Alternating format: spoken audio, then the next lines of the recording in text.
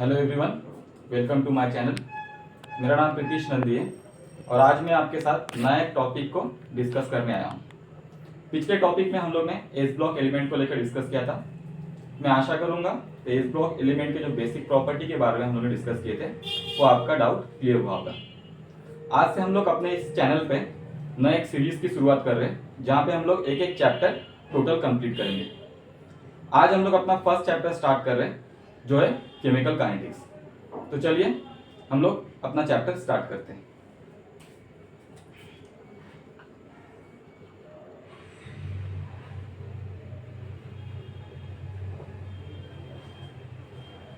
देखिए, chemical kinetics पढ़ने से पहले हम लोग थोड़ा समझ लेते हैं रिएक्शन के बारे में। रिएक्शन क्या होता है, किस तरह से रिएक्टेंट और प्रोडक्ट अपने आप में बनते हैं, उसके बारे में। देखिए, हम लोग में रिएक्शन तो हम लोग जानते हैं। तो रिएक्शन क्या है? रिएक्शन खुद में ऐसा एक सिस्टम है जहां पे हम लोग क्या बाहर से कोई इनपुट प्रोवाइड करके आउटपुट मिलता है हम लोग को। इसी इनपुट को हम लोग क्या बोलते हैं? रिएक्टेंट बोलते हैं। और रिएक्टेंट मॉलिक्यूल्स अपने आप में रिएक्शन करके जो बनाता है उसी को हम लोग क्या बोलते हैं? प्रोडक्ट बोलते हैं। मतलब सिंपल में अगर एक रिएक्शन को लिखूं तो हम लोग लिखते हैं इस तरह से, रिएक्टेंट जो अपने आप में रिएक्शन करके हम लोग का देता है क्या? प्रोडक्ट फॉर्मेशन करता है। अब देखिए, जब भी हम लोग लैब में काम करते हैं तो हम लोग क्या दिया जाता है? रिएक्टेंट मॉलिक्यूल्स दिया जाता है जिसको हम लोग क्या करके रिएक्शन करके प्रोडक्ट बनाते हैं। आप जब भी कोई लैब में काम करते वक्त रिएक्शन करते हो तो आपके मन में तीन तरह का क्वेश्चन आता है। किस तरह का क्वेश्चन? देखिए, जब भी आप कोई रिएक्टेंट मॉलिक्यूल्स को एक को दूसरे में ऐड कर रहे हो तो आपके मन में पहला ही क्वेश्चन आने वाला है कि मैं जो रिएक्टेंट मॉलिक्यूल्स एक दूसरे में ऐड कर रहा हूँ इनमें रिएक्शन होके प्रोडक्ट बनेगा कि नहीं। मतलब ये जो रिएक्शन में करने वाला हूँ ये फिजिबल है कि नहीं, राइट। मतलब फर्स्ट क्वेश्चन जो अराइज करता है हम लोग के मन में वो क्या है? फिजिबिलिटी ऑफ रिएक्शन, मतलब रिएक्शन होगा कि नहीं होगा। दूसरा क्वेश्चन, अगर कोई भी एक रिएक्शन सपोज कर लेता है, अगर रिएक्शन हो चुका है मतलब रिएक्टेंट मॉलिक्यूल्स प्रोडक्ट में कन्वर्ट हो चुका है। अब रिएक्टेंट प्रोडक्ट में कन्वर्ट हो गया है तो इसका मतलब क्या? देखिए, आपके मन में जो क्वेश्चन आने वाला है कि ये जो रिएक्शन मेरा खत्म कब होगा, कब जाके रिएक्शन मेरा टोटली प्रोडक्ट में कन्वर्ट होगा। ठीक है, मतलब टाइम के साथ साथ रिएक्टेंट का कंसेंट्रेशन या फिर प्रोडक्ट का कंसेंट्रेशन किस तरह से चेंज हो रहा है वो भी हम लोग को जानना है। मतलब सिंपल भाषा में बोलूं, कोई भी रिएक्शन का स्पीड क्या है, मतलब यूनिट टाइम में वो कितना रिएक्टेंट का कंसेंट्रेशन चेंज हो रहा है या फिर प्रोडक्ट का कंसेंट्रेशन चेंज हो रहा है। मतलब एक रिएक्शन को जानना मतलब है उस रिएक्शन के स्पीड के बारे में भी जानना है हम लोग को। और थर्ड जो क्वेश्चन हमारे मन में आता है वो क्या है? टाइम के साथ साथ मतलब एक पर्टिकुलर टाइम में रिएक्टेंट का कंसेंट्रेशन कितना बढ़ा हुआ है या फिर प्रोडक्ट का कंसेंट्रेशन कितना बढ़ा हुआ है। मतलब अगर हम लोग देखते कोई भी एक रिएक्शन, अगर हम लोग स्टार्ट करने के बाद 5 मिनट बाद कितना रिएक्टेंट पड़ा हुआ है या फिर 5 मिनट बाद कितना प्रोडक्ट बना है मेरा। मतलब सिंपल भाषा में बोलूं तो कोई भी रिएक्शन के एक्सटेंड ऑफ रिएक्शन, मतलब रिएक्शन कितने दूर तक एक्सटेंड किया है, एक पर्टिकुलर टाइम में रिएक्शन कितने दूर एक्सटेंड किया है वो भी हम लोग को जानना है। तो एक रिएक्शन को जानना मतलब है 3 क्वेश्चन को हम लोग को हैंडल करना है। फर्स्ट जो क्वेश्चन है फिजिबिलिटी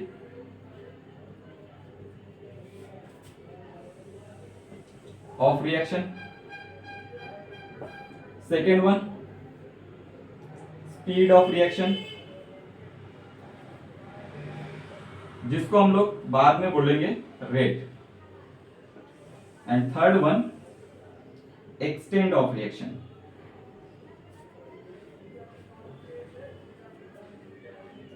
तो एक रिएक्शन को पढ़ने का मतलब है तीनों क्वेश्चन का आंसर हम लोग को सॉल्व करना है। अब देखिए, जब हम लोग थर्मोडायनेमिक्स पढ़े थे तो थर्मोडायनेमिक्स पढ़ते वक्त हम लोग ने देखा था कोई भी एक रिएक्शन स्पॉन्टेनियस या फिर नॉन स्पॉन्टेनियस होता है किसके वजह से? सिंपली डिपेंड करता है किसके? डेल्टा जी के ऊपर, मतलब सिंपल गिब्स एनर्जी के ऊपर डिपेंड करता है। अगर कोई भी रिएक्शन का अगर गिब्स फ्री एनर्जी अगर पॉजिटिव नेगेटिव है, अगर कोई भी रिएक्शन के अगर डेल्टा जी मतलब गिब्स फ्री एनर्जी अगर नेगेटिव होता है तो रिएक्शन को हम लोग क्या बोलते हैं? स्पॉन्टेनियस। अगर डेल्टा जी अगर पॉजिटिव है तो उस रिएक्शन को हम लोग बोलते हैं नॉन स्पॉन्टेनियस, मतलब रिएक्शन पॉसिबल नहीं है। अगर डेल्टा जी अगर 0 होता है तो उस रिएक्शन को हम लोग क्या बोलते हैं? रिएक्शन किसमें? इक्विलिब्रियम में बैठा हुआ है। इसका मतलब अगर कोई भी रिएक्शन स्पॉन्टेनियस है कि नहीं, मतलब से रिएक्शन होगा कि नहीं होगा, एक रिएक्टेंट मॉलिक्यूल्स प्रोडक्ट में कन्वर्ट होगा कि नहीं होगा, किसके ऊपर डिपेंड करता है? सिंपली डेल्टा जी के ऊपर डिपेंड करता है, जो हम लोग ने ऑलरेडी थर्मोडायनामिक्स में डिस्कस करके आए। तो देखिए हमारे थर्मोडायनामिकली हम लोग उसका मतलब जो थर्मोडायनामिकली हम लोग जो फर्स्ट क्वेश्चन का आंसर मतलब कोई भी रिएक्शन फिजिबल होगा कि नहीं होगा, इसका आंसर हम लोग ने वहां पर ढूंढ के आए। मतलब कोई भी रिएक्शन का डेल्टा जी अगर नेगेटिव होता है तो रिएक्शन स्पॉन्टेनियस, नॉन स्पॉन्टेनियस में पॉजिटिव, और इक्विलिब्रियम में रहने के लिए डेल्टा जी 0 चाहिए। मतलब इस क्वेश्चन का आंसर हम लोग ऑलरेडी थर्मोडायनामिकली डिस्कस करके आ चुके हैं। मगर देखिए जो बाकी दो क्वेश्चन का आंसर मतलब कोई भी एक रिएक्शन का रेट किस तरह से होगा, मतलब उस रिएक्शन का स्पीड क्या होगा, और एक्सटेंड ऑफ रिएक्शन मतलब टाइम के साथ साथ रिएक्टेंट मॉलिक्यूल्स किस तरह से प्रोडक्ट में कन्वर्ट हो रहा है, या फिर कितना रिएक्टेंट प्रेजेंस है, कितना प्रोडक्ट प्रेजेंस है, वो हम लोग थर्मोडायनामिक में डिस्कस नहीं करते। क्योंकि देखिए थर्मोडायनामिक में हम लोग ने जितने सारे पैरामीटर को डिस्कस किया था, सब पैरामीटर कैसे था, एनर्जी रिलेटेड। जैसे हम लोग ने एंथैल्पी, इंटरनल एनर्जी, उसके बाद गिब्स एनर्जी, एंट्रोपी, ये सभी क्या है, एनर्जी रिलेटेड पैरामीटर। यहाँ पे हम लोग ने कोई भी टाइम पैरामीटर को डिस्कस नहीं किया था। और यहाँ पर देखिए स्पीड का मतलब क्या हम लोग को पता है, कोई भी हम लोग स्पीड की क्या है, एक पर्टिकुलर कंसेंट्रेशन में मतलब पर्टिकुलर टाइम में रिएक्टेंट का कंसेंट्रेशन या फिर प्रोडक्ट का कंसेंट्रेशन किस तरह से चेंज हो रहा है, उसको हम लोग रेट बोल रहे हैं। या फिर एक्सटेंड ऑफ रिएक्शन मतलब एक पर्टिकुलर टाइम में रिएक्टेंट कितना पड़ा हुआ है या फिर प्रोडक्ट कितना पड़ा हुआ है, उसको भी डिस्कस करना है। तो मतलब इन दोनों क्वेश्चन का आंसर अगर हम लोग को ढूंढना है तो उसके लिए टाइम पैरामीटर का हम लोग को जरूरत है, जो हम लोग थर्मोडायनामिक में नहीं मिलता है। इसकी वजह से हम लोग थर्मोडायनामिक में ये दो क्वेश्चन का आंसर डिस्कस नहीं कर पाते। तो केमिकल काइनेटिक्स पढ़ने का हम लोग को क्यों पढ़ना है, हम लोग chemical kinetics generally chemical kinetics पढ़ने का हम लोग कारण है, इन दोनों क्वेश्चन को हम लोग ने डिस्कस करना है केमिकल काइनेटिक्स में। मतलब कोई भी रिएक्शन उसका रेट किस तरह से चेंज होगा, या फिर उस रिएक्शन का एक्सटेंड ऑफ रिएक्शन वो क्या है, वो हम लोग क्या करेंगे केमिकल काइनेटिक्स में डिस्कस करेंगे।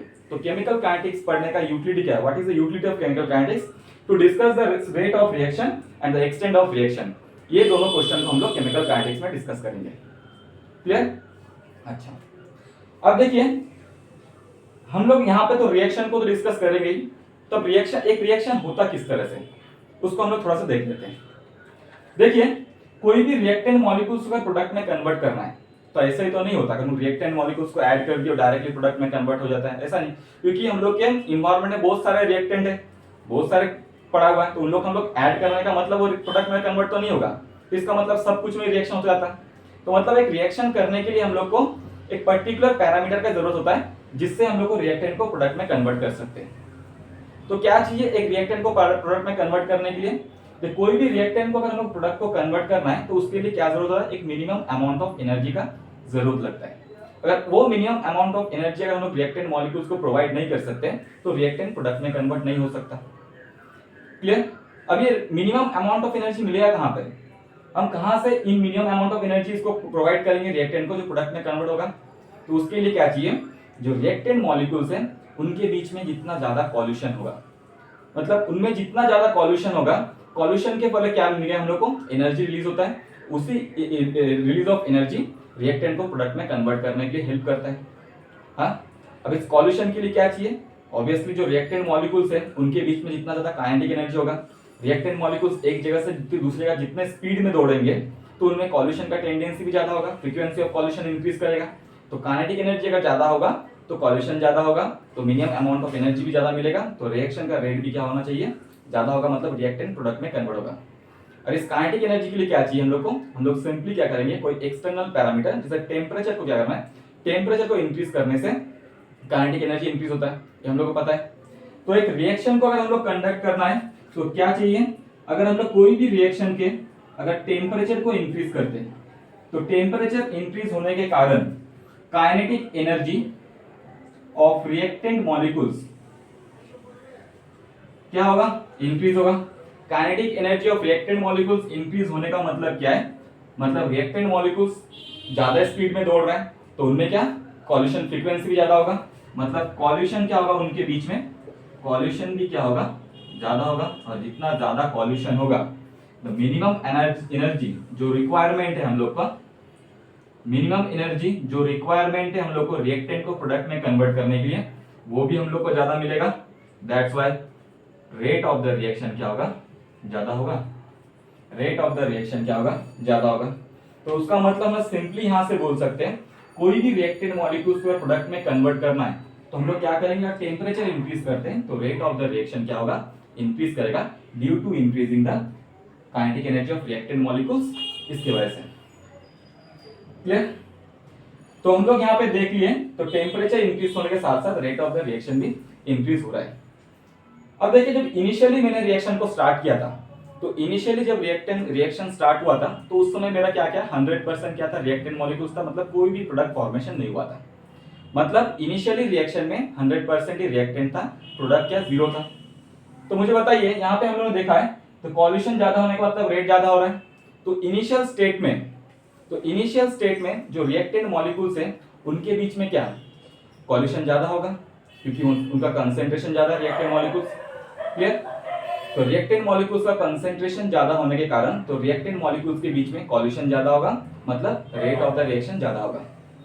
और जितना टाइम इंक्रीज होता जाएगा, तो टाइम इंक्रीज होने के साथ साथ रिएक्टेंट मॉलिक्यूल्स का कंसेंट्रेशन डिक्रीज करता है, मतलब number of reactant molecules decrease कर जाएगा। तो मतलब उनके बीच में क्या, रिएक्टेंट मॉलिक्यूल्स के बीच में कॉल्यूशन भी डिक्रीज करेगा, मतलब रेट ऑफ द रिएक्शन भी क्या होगा, कम होगा। तो इसी को हम लोग थोड़ा सा देख लेते हैं।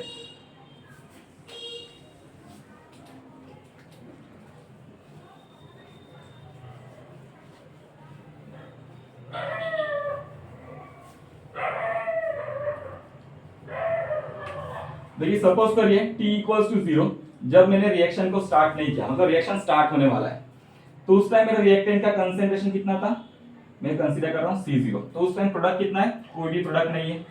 अब सपोज कीजिए t इक्वल्स टू, मैंने 5 मिनट में बाद मैंने रिएक्शन को स्टडी किया, तो यहाँ पे मुझे मिला C1 कंसेंट्रेशन, रिएक्टेंट मॉलिक्यूल्स का कंसेंट्रेशन C1 मिला, और प्रोडक्ट का कंसेंट्रेशन कितना X1। अब t इक्वल्स टू 10 मिनट्स बाद मैंने फिर रिएक्शन को देखा, तो यहाँ पे मुझे कंसेंट्रेशन कितना मिला C2, और यहाँ पे क्या हो गया मेरा X2। तो अब मुझे बताइए ये जो C1 C2 और X1 X2 के बीच में रिलेशन क्या है। देखिए जब इनिशियली मेरा कंसेंट्रेशन C0 था, मतलब 100% रिएक्टेंट मॉलिक्यूल से कोई प्रोडक्ट फॉर्मेशन नहीं हुआ, मगर टाइम इंक्रीज होने के साथ साथ मेरा क्या रिएक्टेंट का कंसेंट्रेशन डिक्रीज कर रहा है और प्रोडक्ट का कंसेंट्रेशन इंक्रीज कर रहा है, क्योंकि हम लोग पता है रिएक्शन होने का मतलब रिएक्टेंट प्रोडक्ट में कन्वर्ट होता है, मतलब टाइम इंक्रीज के साथ साथ रिएक्टेंट का कंसेंट्रेशन डिक्रीज होगा, प्रोडक्ट का कंसेंट्रेशन इंक्रीज होगा। तो यहां से हम लोग बोल सकते हैं, तो C1 और C2 के बीच में रिलेशन क्या है। देखिए यहां से C1 और C2 के बीच में relation obviously C1 is greater than C2 होगा, और दूसरी तरफ X2 is greater than X1 होगा, क्योंकि प्रोडक्ट का कंसेंट्रेशन इंक्रीज कर रहा है, प्रोडक्ट का कंसेंट्रेशन इंक्रीज कर रहा है, रिएक्टेंट का कंसेंट्रेशन डिक्रीज कर रहा है। तो इस तरह से हम लोग C1 C2 और X2 X1 के बीच में रिलेशन लिख सकते हैं। मतलब जितना टाइम इंक्रीज होगा रिएक्टेंट का कंसेंट्रेशन डिक्रीज होगा, प्रोडक्ट का कंसेंट्रेशन इंक्रीज हो रहा है। तो यहां पर मुझे बताइए रेट ऑफ रिएक्शन क्या होना चाहिए। तो हम लोग ने बोला रेट ऑफ रिएक्शन किसके ऊपर डिपेंड करता है, रिएक्टेंट के बीच में जो कॉल्यूशन, रिएक्टेंट मॉलिक्यूल्स के बीच में जितना कॉल्यूशन होगा रेट ज्यादा होगा। अब इनिशियल स्टेज में रिएक्टेंट का कंसेंट्रेशन ज्यादा है, मतलब नंबर ऑफ रिएक्टेंट मॉलिक्यूल्स भी ज्यादा है, और जितना ही टाइम इंक्रीज कर रहा है रिएक्टेंट प्रोडक्ट में कन्वर्ट हो रहा है, तो number of molecules of reactant क्या है, डिक्रीज कर जा रहा है, तो उन लोगों के बीच में कॉल्यूशन भी कम होगा, रेट ऑफ द रिएक्शन भी डिक्रीज करेगा। तो यहाँ पे मैं लिख सकता हूं, तो जितना हम लोग का टाइम इंक्रीज हो रहा है तो concentration of reactant molecules decrease कर जा रहा है, तो मतलब उनके बीच में कॉल्यूशन भी क्या होगा, कॉल्यूशन भी डिक्रीज कर जाएगा, मतलब रेट ऑफ रिएक्शन भी क्या होगा, डिक्रीज कर जाएगा। मतलब इनिशियल स्टेज में रिएक्टेंट मॉलिक्यूल्स का रेट ज्यादा होता है, और उसके बाद जितना टाइम इंक्रीज होने के साथ साथ रेट ऑफ द रिएक्शन क्या होता है, डिक्रीज करते जाता है। अब देखिए तब से हम लोग एक टर्म को पढ़ रहे रेट। अब रेट क्या है तो उसको थोड़ा हम लोग डिस्कस कर लेते हैं। रेट हम लोग बोलते हैं किसको,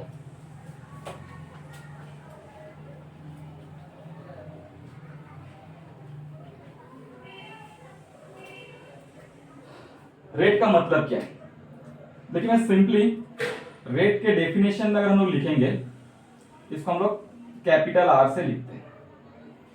तो रेट का मतलब हम लोग लिखते हैं चेंज ऑफ कंसेंट्रेशन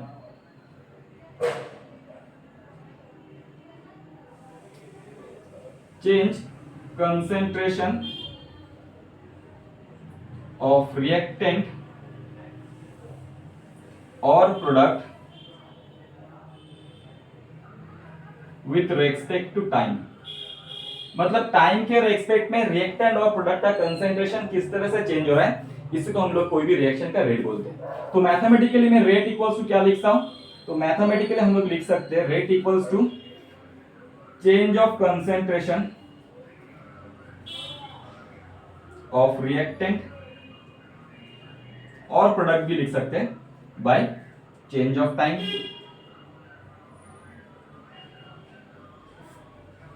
क्लियर?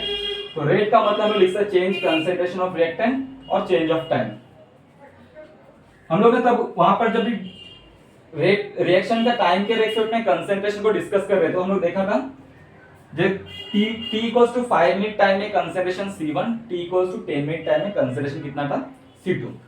अब कोई भी चेंज को हम लोग जब लिखते हैं, चेंज को हम लोग लिखते कोई भी, तो इसको हम लोग किस तरह से लिखते हैं, फाइनल माइनस इनिशियल। इस तरह से हम लोग कोई भी चेंज को कोई भी चेंज को हम लोग लिखना है तो उसके फाइनल स्टेट को इनिशियल स्टेट से माइनस करने से हम लोग को चेंज मिल जाता है।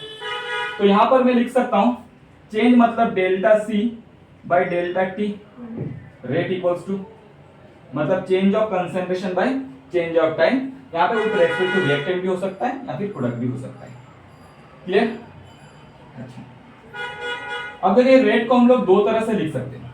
कोई भी रिएक्शन के रेट को हम लोग दो तरह से लिख सकते हैं।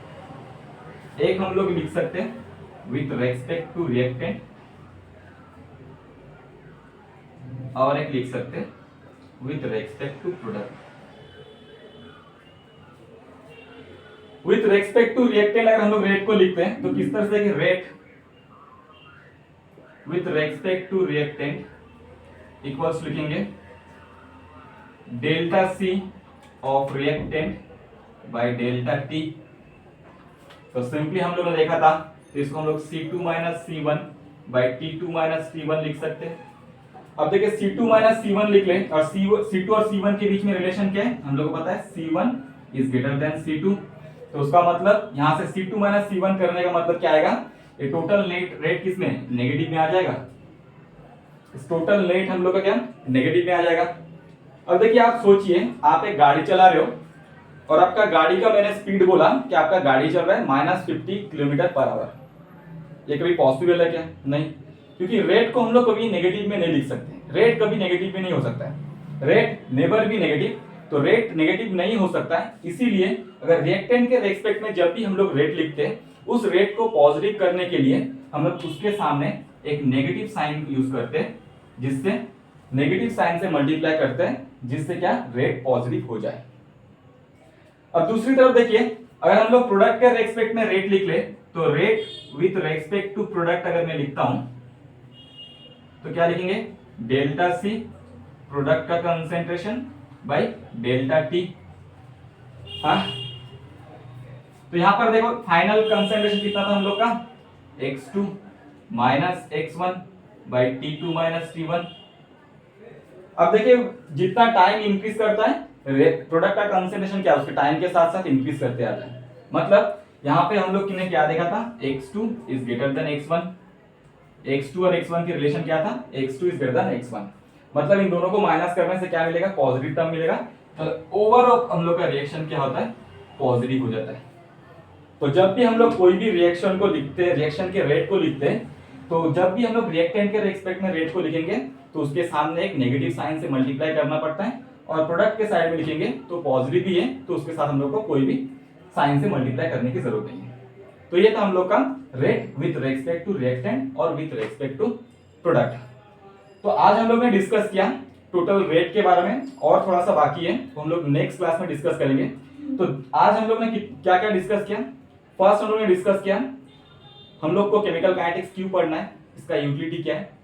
सेकेंड हम लोग ने यहाँ पर डिस्कस किया रिएक्शन किस तरह से होता है, और थर्ड रेट क्या है, रेट के बारे में हम लोग डिस्कस किया। नेक्स्ट क्लास में हम लोग स्टार्ट करेंगे टाइप ऑफ रेट्स, रेट कितने तरह का होता है, और सारे जो बेसिक कंसेप्ट है हम लोग के केमिकल काइनेटिक्स उसके बारे में। आज के लिए इतना ही, मिलते हैं नेक्स्ट क्लास में।